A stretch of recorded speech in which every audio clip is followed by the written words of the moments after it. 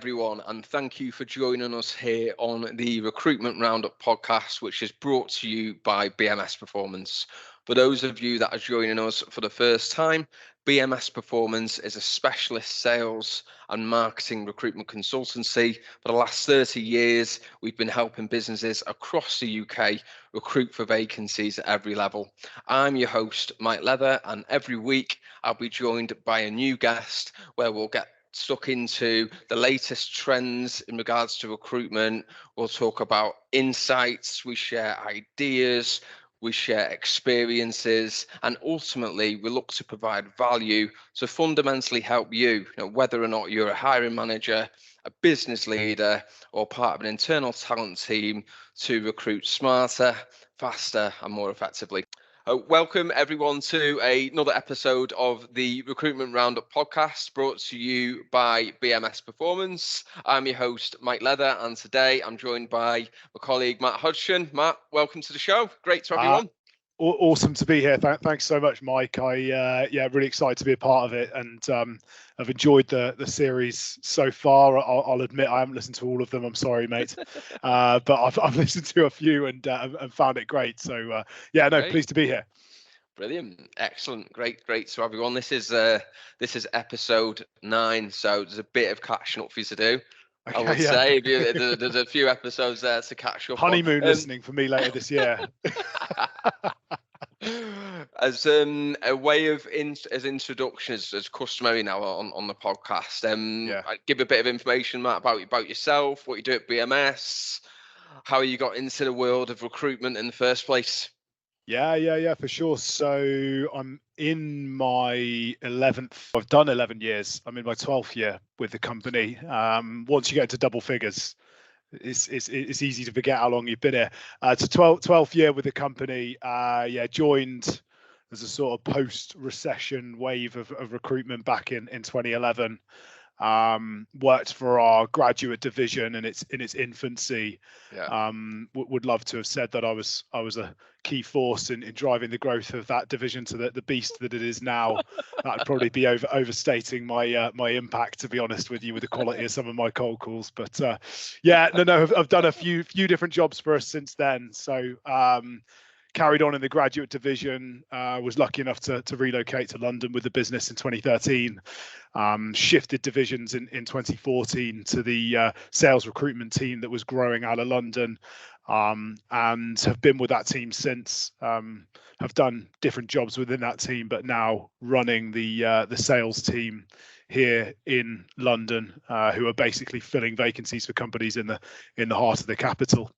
So we're a team of 8 now, and still loving every minute or almost every minute. I don't think you can truly say you love every minute of recruitment, but most of it. So the recruitment roller coaster is quite is a thing, isn't it? But once it's in your blood, it's in your blood. What made you get into recruitment in the first place? What's your story behind that?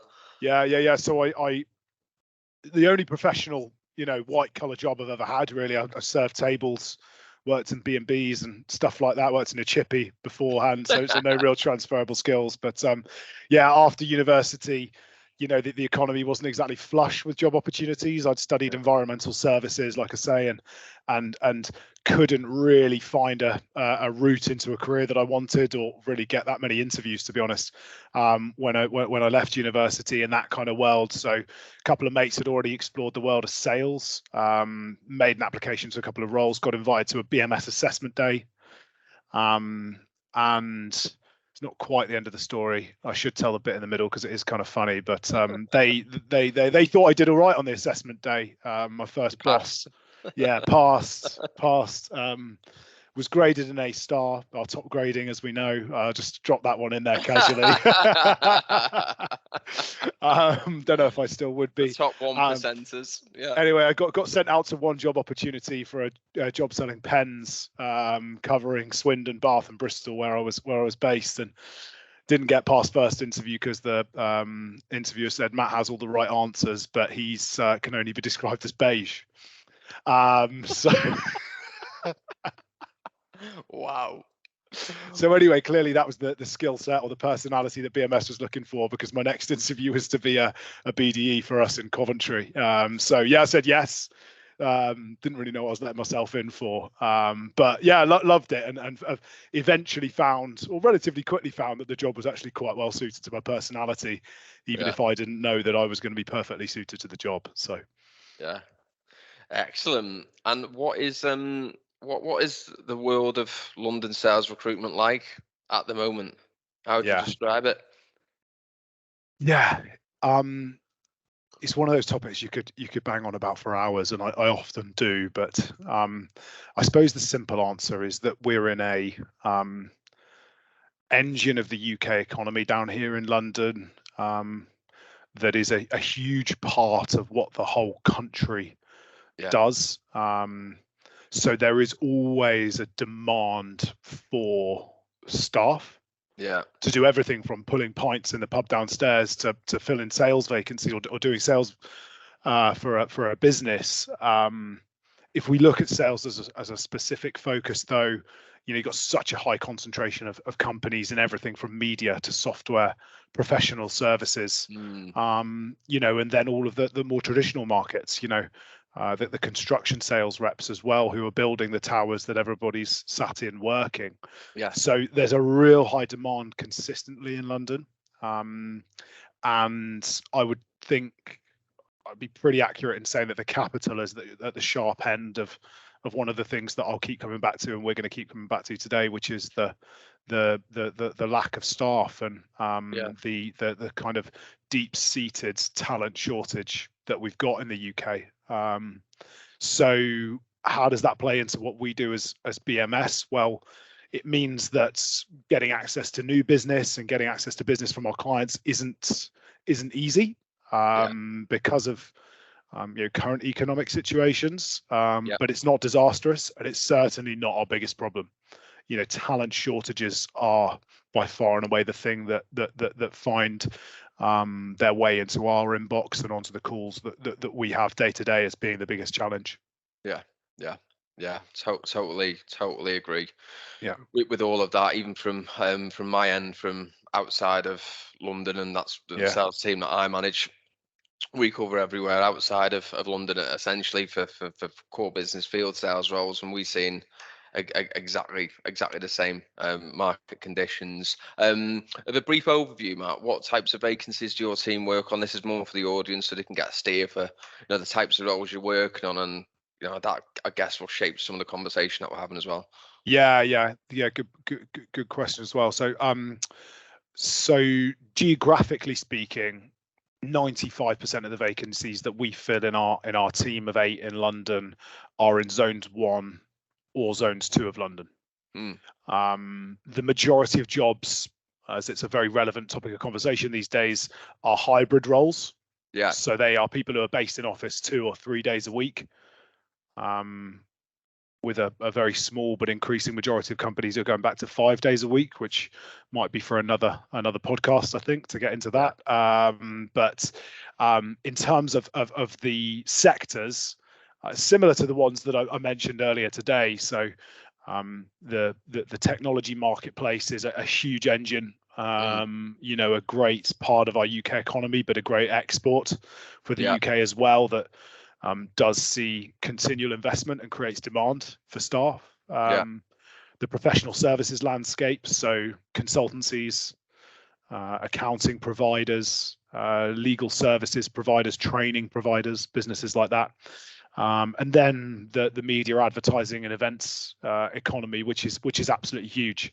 The London and UK markets are really the home of business events organisation in Europe, and it's a huge industry. So and much like the rest of the people that have been on this podcast, from the sales side of our business, we're mostly recruiting new business sales reps for those companies. We recruit lead generators, CSMs, account managers, leaders, directors, but over 60% of the vacancies that we filled last year will be companies who are saying we need people that can come in, generate ops off their own back, and close business for us. Yeah, that was a key driver definitely from last year, and it'll continue into this year as well. Yeah. 100%. Yeah. We're already seeing that at the moment. So your team, Matt, is working with startups, SMEs, large corporates as well. And the topic that we're going to talk about today is how recruitment companies and internal recruitment teams or internal talent teams work effectively together. And I guess you've got loads of experience, as have I, in working with direct hiring managers, but also having to work with internal HR, internal recruitment, talent acquisition, and work processes through those individuals as well. So I guess a good starting point and a good overview to build the conversation from will be, if we think about the term working effectively together, what does that mean in your view? Yeah. I think broadly, if you look at that term with any B2B partnership, what do you want to work effectively together, even outside of just a recruitment consultant to an internal talent function, internal recruitment function? You want it to be balanced. You want there to be a recognition that party A and party B have something of value that is useful to each other. Yeah. And it sounds really basic, but recognizing that equal partnership is vital to the success of any long-term business partnership. Yeah. Short term, we've all done business that might not have been as amicable as we wanted to for whatever reason. But long term, if you really want successful partnerships, that balance of power is so important, and that's at the heart of what we're going to talk about today. If you look at working effectively between specifically people like us, the recruiters, and internal talent teams, I'd describe that as a relationship that takes advantage of what each party can do for each other. Yeah. The recruiters should have access to a large pool of talent. They should be qualifying out the lower quality talent and qualifying in the higher quality talent to be able to provide that to their paying customers. The customers should be able to give a fair and honest view of what is a piece of work that recruiter can assist with, and the company should, in reality, make that recruiter's life as easy as possible. Because there is a shared goal there. This is one of the really important things. When recruitment companies as commercial external partners work with a business, whether it's through a sales manager, a sales director, a managing director, or an internal talent team, the goal is the same. Both parties want the vacancy filled. Now, they might be driven by slightly different motivators, but a recognition of that shared goal is at the heart of how a relationship should work together. Yeah, love that. I think you've nailed it with that last viewpoint that you mentioned. It's a shared goal. We're striving for the same thing, aren't we, at the end of the day? And so often and we're going to come on to conflict between the two parties shortly, but so often it can be an us versus them mentality rather than let's work collaboratively and add value to each other to achieve the right outcomes for both of, but for all parties. But it's not always that way. And I think about our biggest clients now, what we class as our key accounts, 95% of them we're engaging with internal talent, HR, recruitment teams. They're crucial cogs in the machine that we work incredibly well with. Why in your view is this particularly pertinent, particularly relevant right now, would you say? Again, lots of different strands we could dip into with that question. I think the core of it is because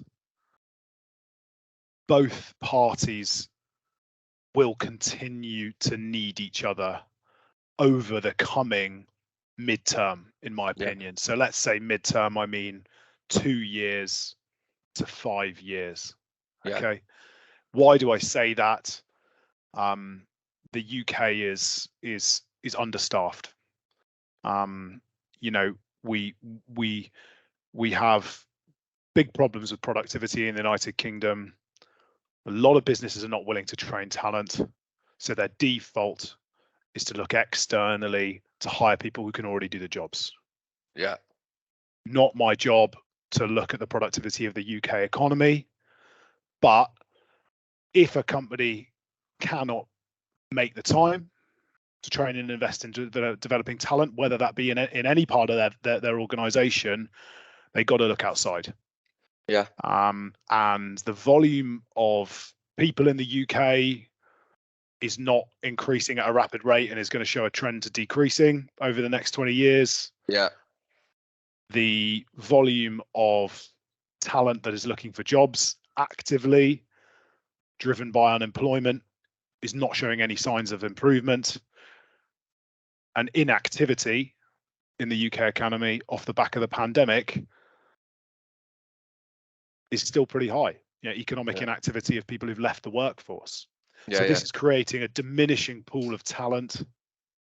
That, by the way, all alongside the fact that 1 million extra people are in work now than they were in 2020, has all driven this fact that actually both parties need each other. So what do I mean by both parties need each other? Why is that relevant right now? Well, employers will need extra sources of talent, but companies, quite rightly in my opinion, have invested in talent teams as a way to improve their focus on talent attraction.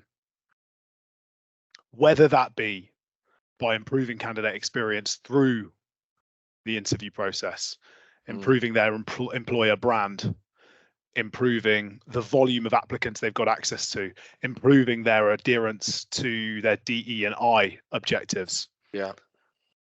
Companies are quite rightly invested in their talent teams.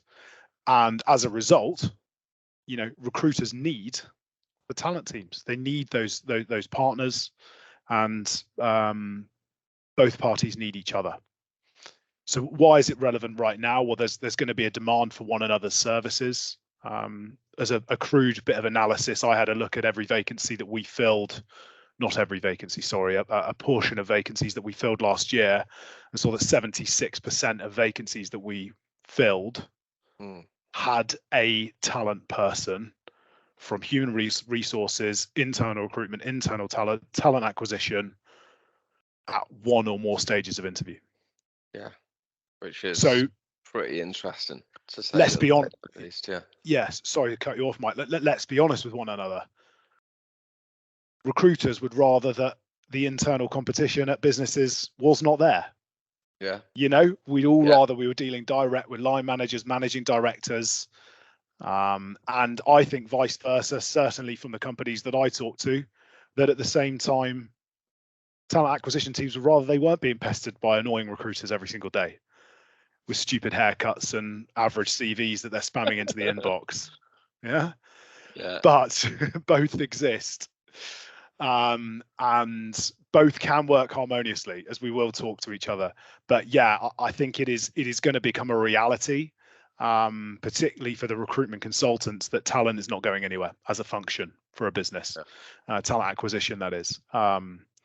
So it's so important that there's a blueprint for success. Yeah.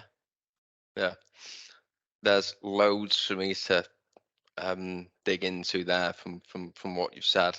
I think which I will do. I think to dovetail off the back of it, this podcast is obviously geared towards us talking to internal talent and recruitment teams, and we work very well with them. But internal talent and recruitment teams are, as a business, our main competition above really all the recruiters. So that is a fact, and I agree with you totally. They aren't going to go away, and nor should they, because we work with a hell of a lot of great talent acquisition professionals. You mentioned then about candidates actively looking for jobs, and from my end, that's, I guess, one of the main reasons why it's relevant right now. Because despite the job market changing over the course of last year, and by changing, I mean we've kind of come out of the dialer job market, which Yeah. is a phrase we've coined, internally, where the companies were recruiting at incredibly fast paced. It is more of a normalized market now, I would Yeah. say. Would I you think, agree with that? sorry to cut you off, Mike, but I think we might have even got to a point where it wasn't even dial a job, it was answer a phone a job, wasn't it? When Answer a phone demand job. was Yeah, really yeah, there. yeah. So we've got to this point now whereby you've got a normalized market now, Yeah. where the amount of opportunity is consistent to what it was pre-COVID.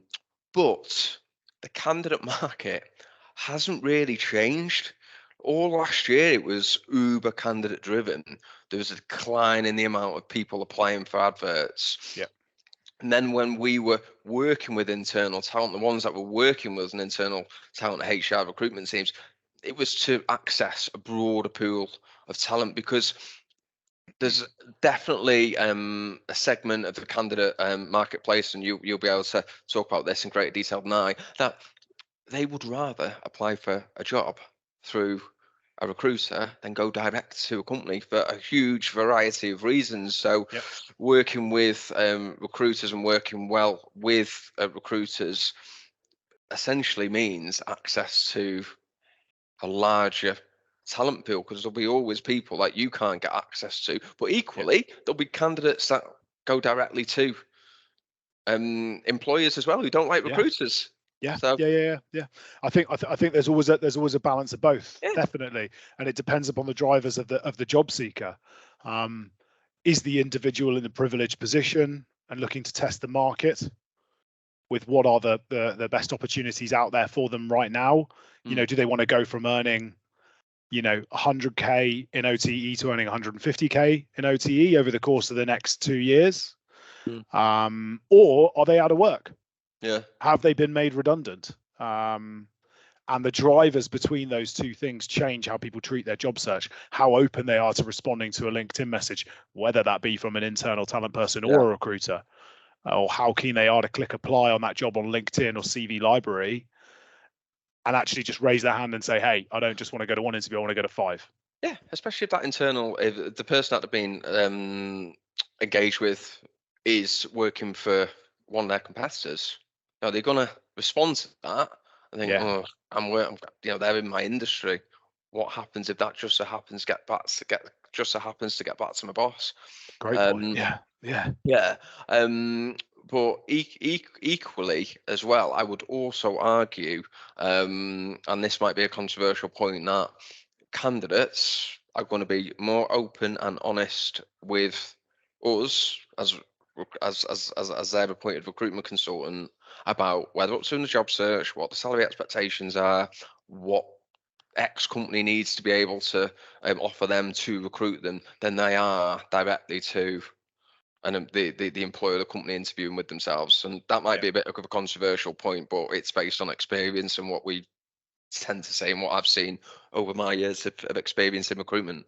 We're not going to be their boss No. in the future, are we? We're not going to sit in the same office as them. It's the power of an intermediary in any form of life. Think about your estate agent. You tell your estate agent who's going to help you try and find your house in your new area exactly what you want, as everything want, but you don't want to show all of your hand when you come to the point of putting in an offer or lowballing versus what was on the advert. So it's exactly the same mindset.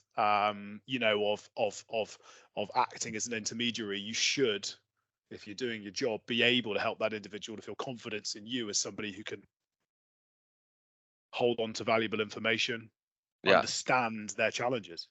Yeah.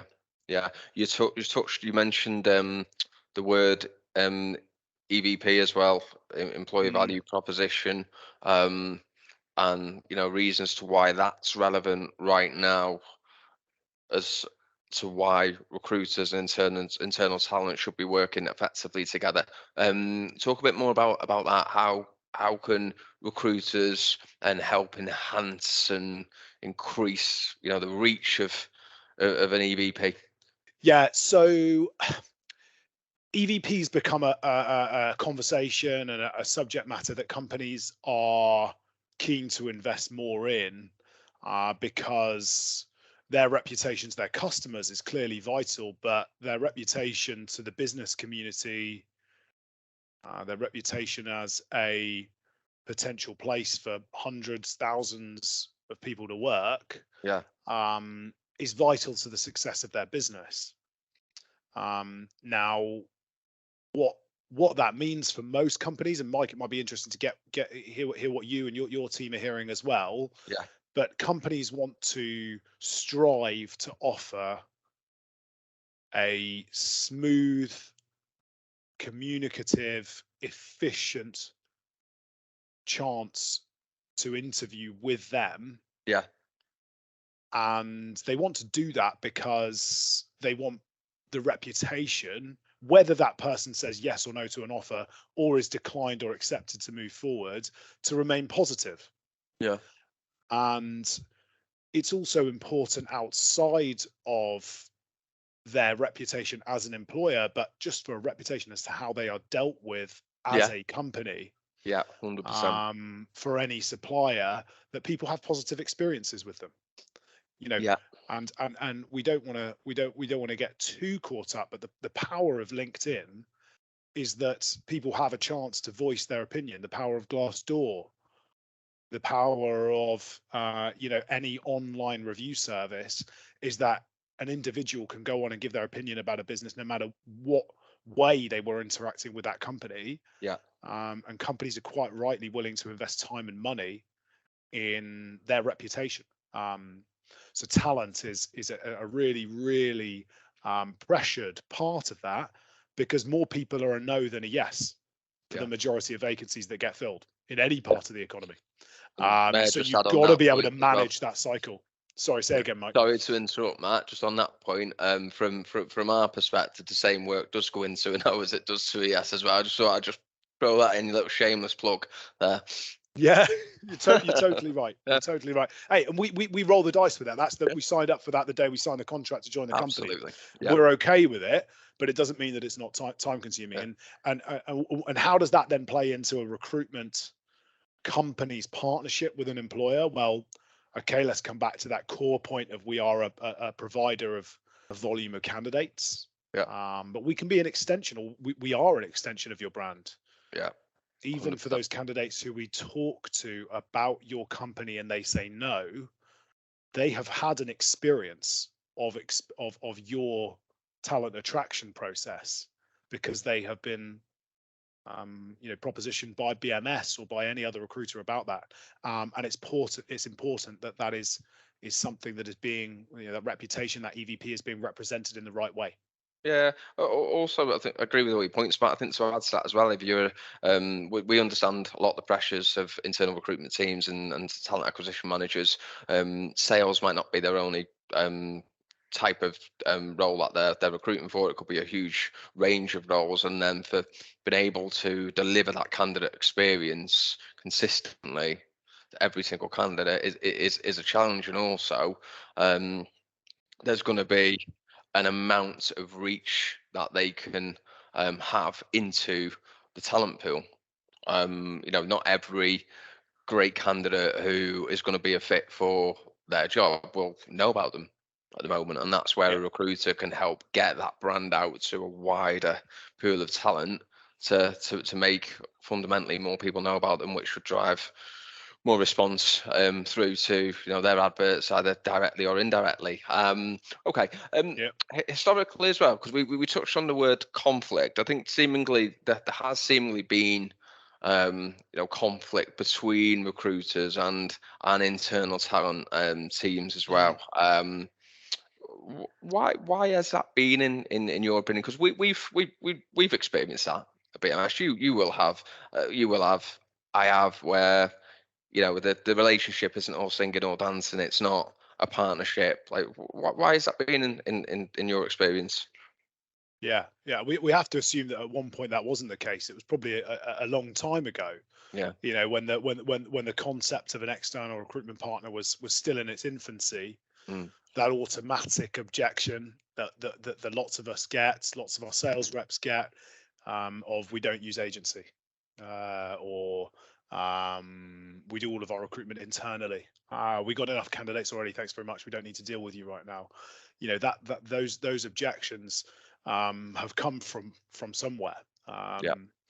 And the conflict piece is a really interesting one.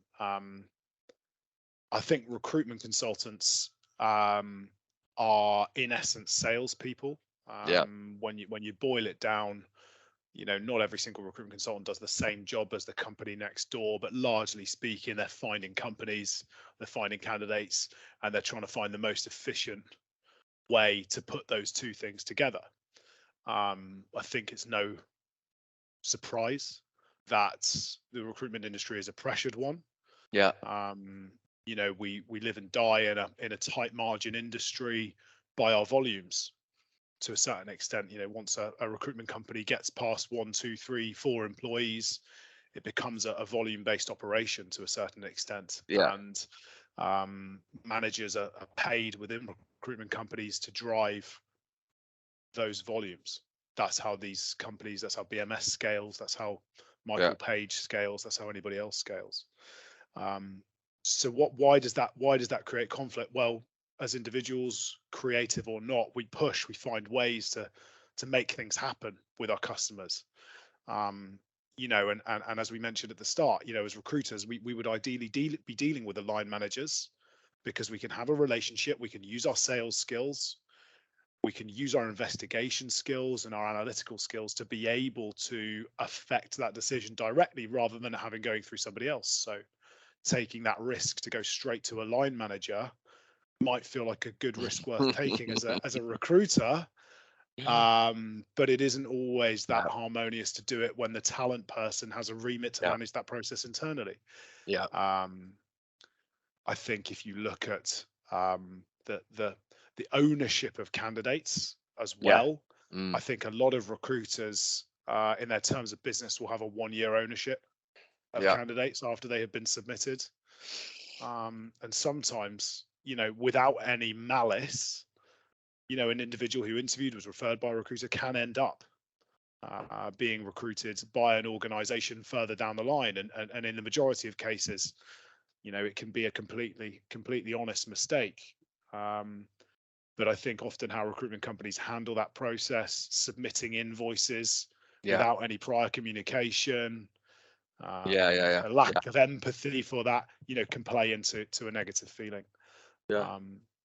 I think as well, you know, recruiters get frustrated that talent teams don't always align with their goal of making a placement. I've spoken to employers and talent teams specifically about this particular point, that sometimes the talent acquisition teams, in fact, probably in a lot of cases, just don't want the recruiters to succeed.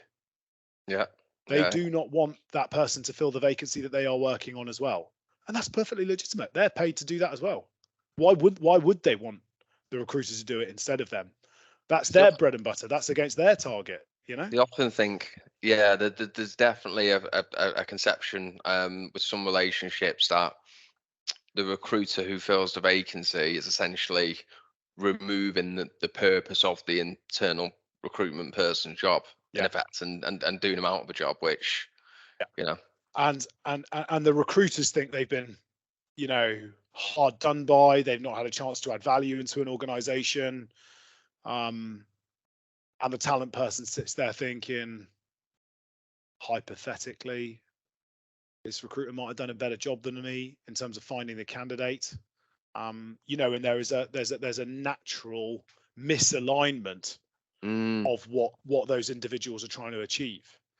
I think, yeah, we'll talk about how that can end up being more constructive in the future.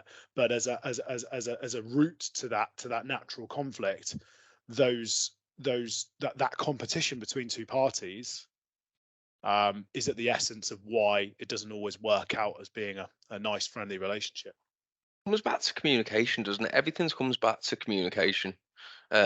Is my strong belief and experience. If the recruiter that's working on the roles understands the talent person's position, the role, the types of vacancies that way they work on, how they work, where they focus, how they like to work.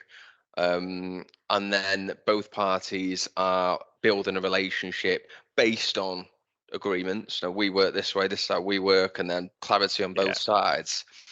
You tend not to have as much conflict, but for looking at it from both sides of the coin, from recruiters' perspective, one of the big reasons why we'll sometimes see conflict or the relationships not working well is because a lack of perceived commitment in terms of we send the CV over, we don't hear back for a couple of weeks, sometimes longer, and then when we do hear back, it's very limited feedback, lack of feedback following interviews as well, which fundamentally means that we've worked really hard to find candidates, but by the time we've had feedback on a CV or an interview, they've gone. And we see that as time wasted. But then you could look at it from the internal talent team's perspective and the things that they would get annoyed about. And sometimes it can be over communication. You mentioned people going outside of the process. We told you not to speak to internal direct line managers, but you're doing it anyway. You're sending CVs directly. You're not putting them on a portal. So they've got a process as well. And I think it's really important that the recruiter takes ownership of understanding fully what does the process look like for us to work with this business, and how do I best ensure that I effectively work with this talent person. It's on the recruiter to understand that, and then make sure that they are providing a relationship whereby there's trust and transparency and feedback, but they're making sure that they're staying within the rules effectively that have been set out. Yeah, definitely. And I think I hope this doesn't upset anybody too much, but if we look at the truth of that, well, if a recruitment company and a internal talent team as a key part of a commercial business are going to work together, then the terms of that arrangement cannot solely be set by the internal talent team. They have to be agreed on. They have to be set up in a way that incentivizes both parties to work effectively. And anything other than operating in that way will result in problems. Yeah. And if you're willing to invest that time, and you talk about communication, I completely agree with you. The other thing is time. And what I mean is investment of time in agreeing something that will work well. Yeah. And taking the recruiter's opinion into consideration, as well as using what has worked well for you historically as an internal team, is vital to getting the most out of that partnership. Because actually your internal process for assessing talent when you do it directly as a recruitment team versus how you assess talent coming through a recruiter who should have screened a CV, conducted an interview already, matched the skill set to the role, provided an overview of why the candidate is right, it probably shouldn't be the same. No. And actually it can drive efficiencies if you're willing to think about it and invest time. So 100%. A tip for recruitment managers, internal talent: if you're starting to work with a new recruiter, ask them, how do we get the most out of you? Because all recruiters will work in slightly different ways behind the scenes. There's a preconception you all do the same thing. We definitely do not. Yeah, the recruiters working, there's a lot that Bane of goes our on lives. behind the scenes. There's a lot of mechanics going on behind the scenes in a recruiter, and it's, whilst it's important for the recruiters to know how they get the most out of you, it's so important that you're asking that question. If we're working with you, if you're a specialist sales, specialist IT, treat them as a specialist. They are the specialists in the market, and see them as that, and ask them, how do we get the most out of you? Yeah. Top tip. And you got to, sorry, side point there, Mark. I'll make this very, very brief. Hey, there's a lot of rubbish recruiters out there. I've probably been a rubbish recruiter at some point over my 12 years in the company. Okay. Yeah. So you got to speak to a few of them. You got to kiss a few frogs to work out who are the ones you want to invest your time with. Don't invest your time in the one that's rubbish, who doesn't know what they're talking about, can't provide the insight you're looking for. But if you find somebody that you want to invest your time in, invest your time? And that Yeah. I love that question, Mike. Yeah. I might put Yeah. that on my signature somewhere, email signature, saying, ask me this question. Yeah. How many times have you been asked it done? Yeah, You're hand not. on one hand, Yeah. I reckon. Yeah, Yeah. yeah, Yeah. We get it across to clients and say it's important that you know how to get the most out of us as your recruitment partner and open up. yeah, And that's where the magic happens of building a great recruitment partnership, which is fundamentally what both parties want. We're leading really nicely onto the next point here in the podcast, which is, from a recruiter's perspective, what do we want from an internal talent function to deliver a great service? And I think this is a really, really good topic to sit on, because it's probably not too often that talent acquisition, internal recruitment actually get a recruiter's perspective on this. So yeah, yeah. This is we can be quite self-indulgent here, can't we? We can really write that brief of how we'd want it to work. that's it. I think I'm not going to apologize for banging the drum again, but it all stems from communication. Yeah. One of the things that you and I spoke about recently was a company recognizing where a recruiter is needed. If you've invested in talent as a function within your business, and you've hired somebody who's an absolute expert in recruiting programmers, and they've got a really good network, don't use a recruiter, use that person. But if that person's got no experience of hiring sales people, they've got no network, they've got no recognition of the volumes that need to be met to qualify out and qualify in the wheat from the chaff, then that's probably a pretty good area to invest in using an external partner. Recognize that soon and act on it. Those recruitment companies, no matter what they're recruiting, need to have access to the person that individual will be working for, the successful individual who gets the job. They need to communicate with that person. Anything other than dealing with the line manager as a primary point of contact is a complete waste of time.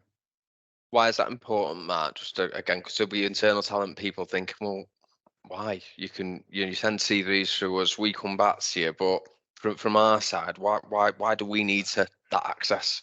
Yeah. Well, what do we see on job specs? We see we need X years of experience. We say we need this person's exposure to this marketplace. We need this qualification. Okay, great. Some of those are box ticks. Some of those things are qualitative. They are there to be assessed. They are individual to people. You cannot put individuals in boxes.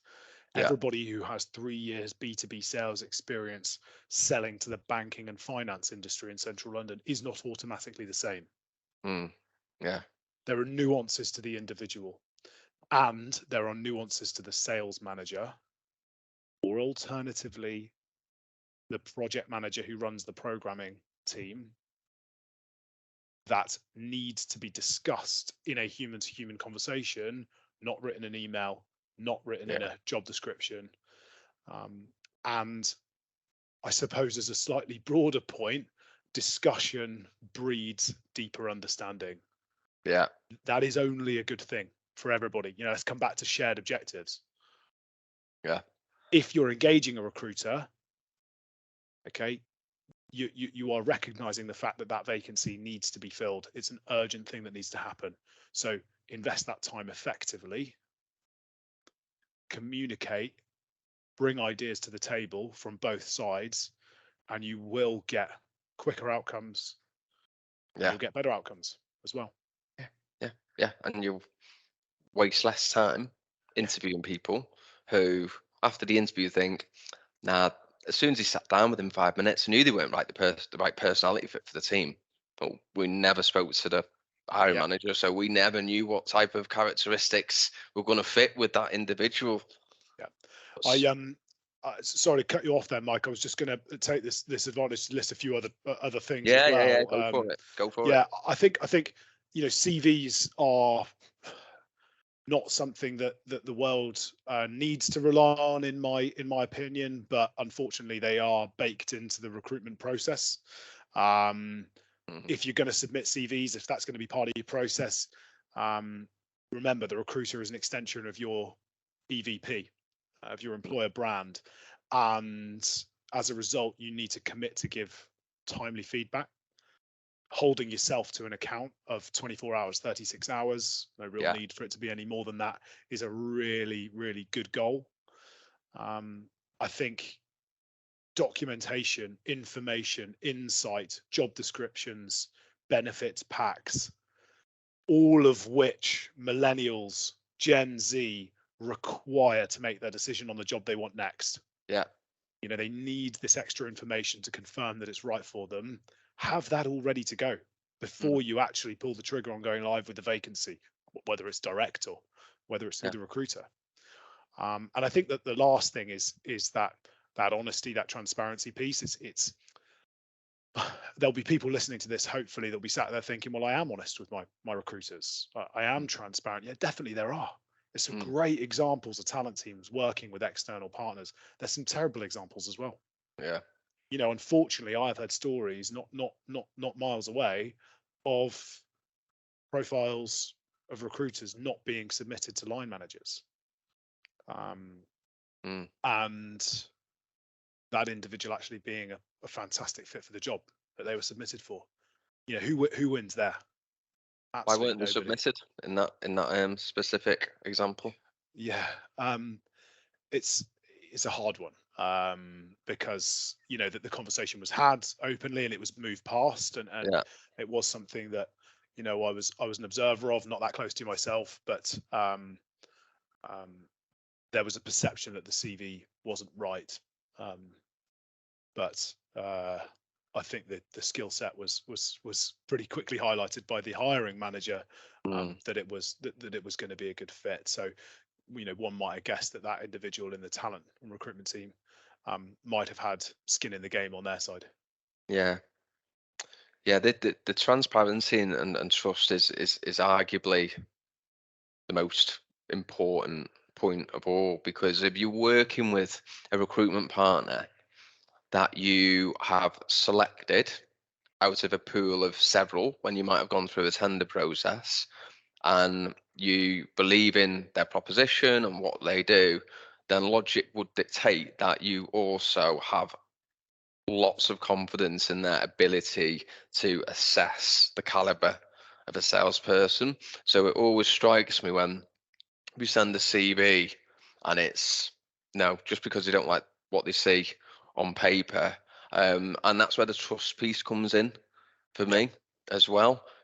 There should be always an opportunity to communicate around a candidate's background, regardless if the talent acquisition or internal recruitment person thinks I know because what they see on paper, giving the recruiter that opportunity to explain why they put them forward and sold them in, and going into that meeting with an open mind can really help build a partnership between the two parties. It's frustrating for the recruiter when you spend a long time trying to source a specific CV and assess a candidate as a fit for an opportunity, only to then get a very short email back. No, not the right fit. So, you know, working with the recruiters and giving them opportunity to sell the candidates in and trusting the assessment process. Because if you don't trust the assessment process, then there's no point working with them. You know, you may, if you're treating the CVs that come through from a recruiter the same way you would the applications you get from a job board, then you may as well go and use a job board. It probably costs you less. Almost definitely. Well, actually, maybe not with CV Library's new rates, but it's a really important point, I think, in the context of what we've discussed.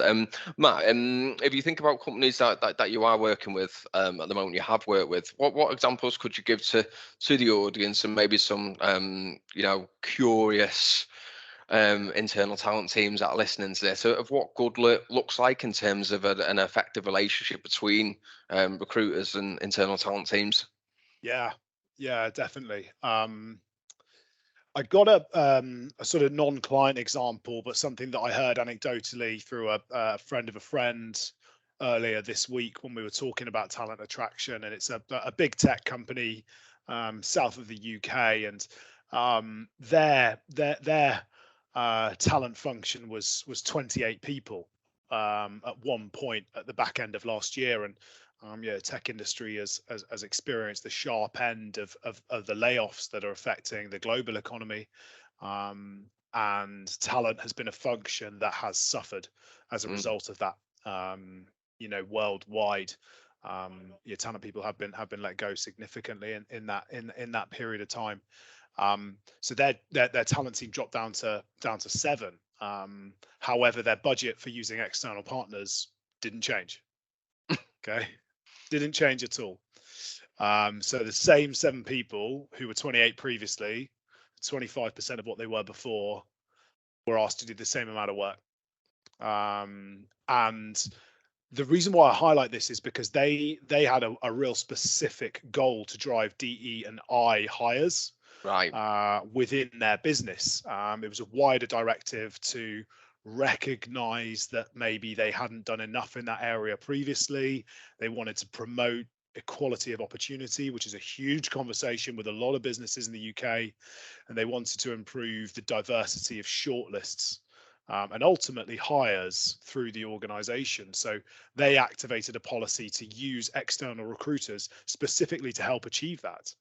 They didn't have the pool of talent to be able to activate that internally, and they said, well, actually, let's engage with recruiters, but let's direct them on that specifically so that their shortlists are helping us in that respect. And I thought that was a really practical recognition of where there was a need. Exclude the goal, but actually the recognition of the need, and that there was a goal to improve that within the business, and that an external recruiter could help with that, what I think was really impressive. I think I've got to give a big shout out to a customer of ours. They're not sponsoring this. They can do if they want to. Let me know, please. Nicola. But no, we help and have helped for a very long time a accounting consultancy in London, but a national operator, got offices in Scotland and in the north as well, called Leighton, and they have a huge sales team. They have a huge consulting team. They make a lot of hires every single year. And in the last year, they've reinvested in their talent team and made some really practical changes that I think actually demonstrate what I believe a recruiter, internal team and external partner relationship should look like. They're very honest with us. They said, we don't want to work with recruiters, but we know we're going to have to. And we want to do it right if we're going to do it. And we want you to inquire. We want you to put your hand in, put your hand up if you want to be involved in helping us to grow our teams.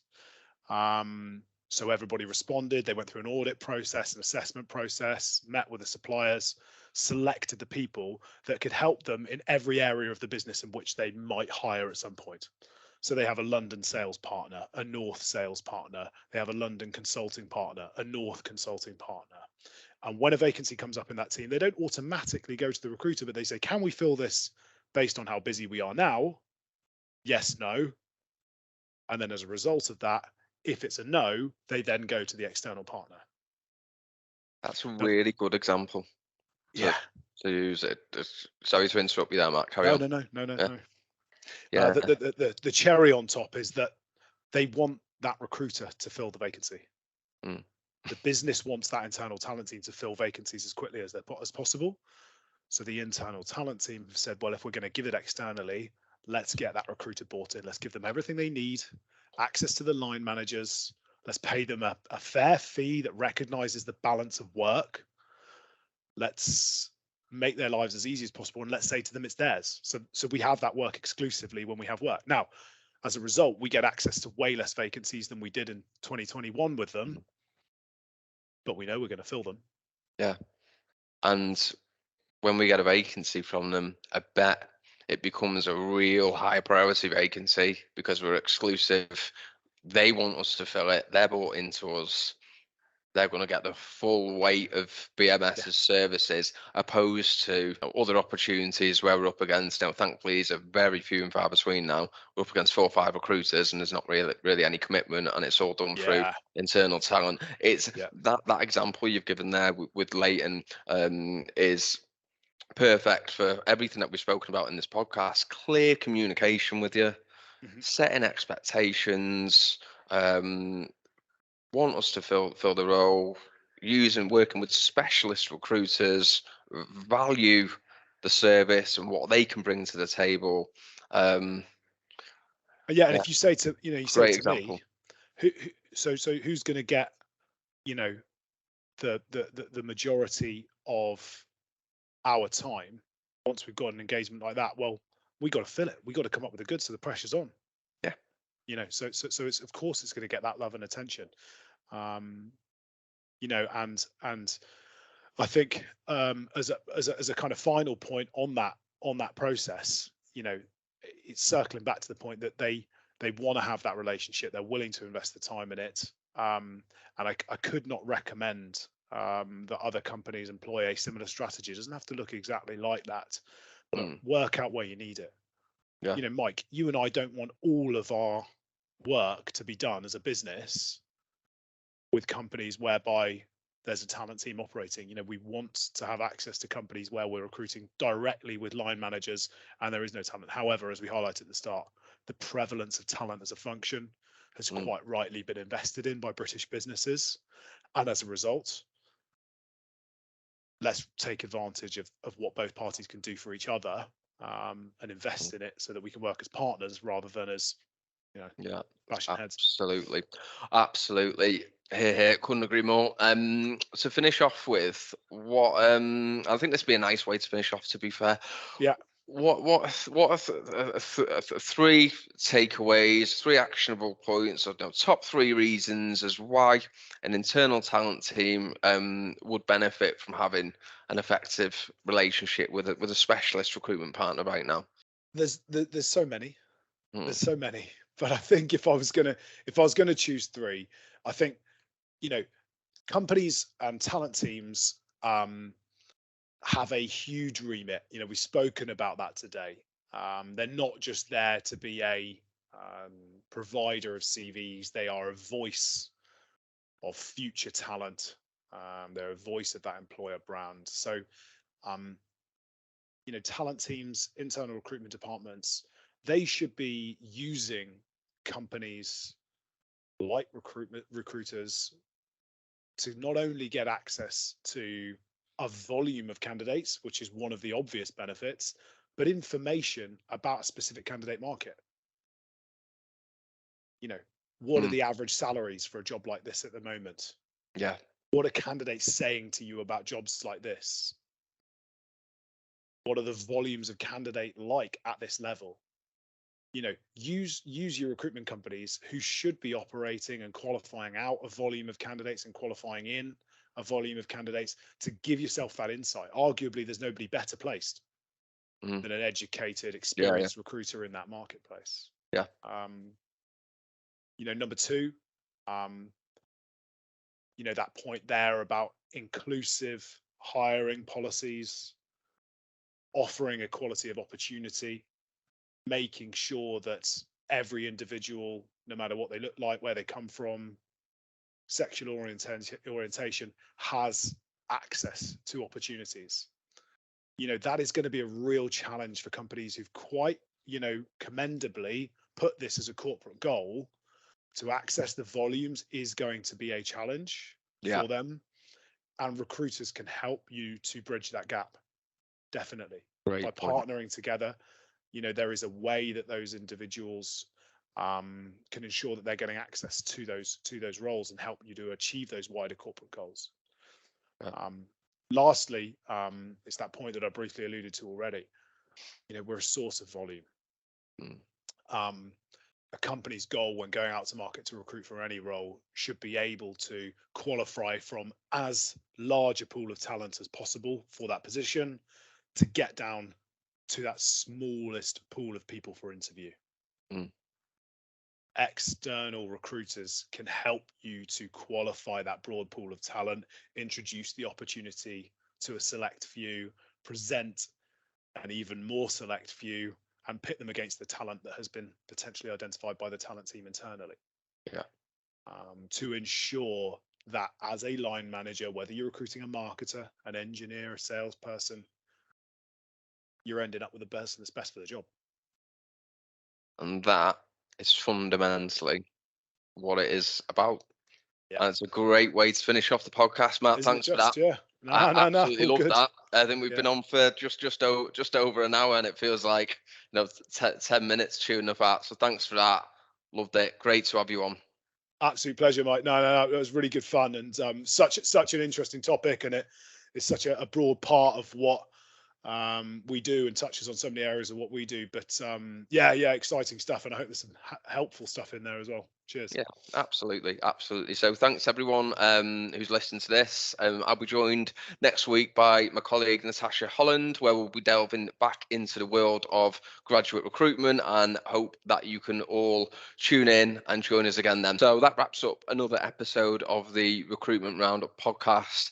Thank you very much for listening to the show, to watching the show. We really appreciate your support. It would be absolutely fantastic if you could give us a rating on Apple, on Spotify, give us a review. Any feedback really helps and is massively appreciated. So thank you once again for joining us, and we will hopefully see you again next week.